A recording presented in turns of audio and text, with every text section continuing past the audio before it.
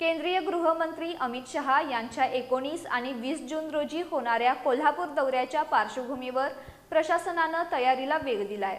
Police ground इथं सभास्थळाची पाहणी करण्यात आली असून जिल्हाधिकारी कार्यालयात दौऱ्याच्या नियोजनासंदर्भात महत्त्वपूर्ण बैठक पार पडली। केंद्रीय गृहमंत्री अमित शहा यांच्या नियोजित कोल्हापूर दौऱ्याच्या पार्श्वभूमीवर प्रशासन आणि पोलीस यंत्रणा सज्ज झाली आहे। दौऱ्यादरम्यान आयोजित करण्यात येणाऱ्या सभेच्या अनुषंगाने पोलीस ग्राउंड इथं सभास्थळाची पाहणी करण्यात आली।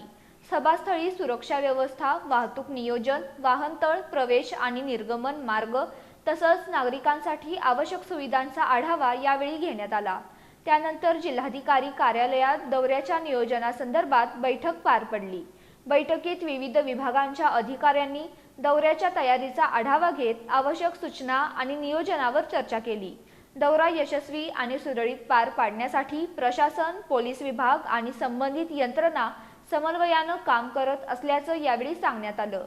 केंद्रीय गृहमंत्री अमित शहा यांच्या दौऱ्याला अवघे काही दिवस शिल्लक असताना प्रशासनाने सर्व तयारी अंतिम टप्प्यात आणली आहे।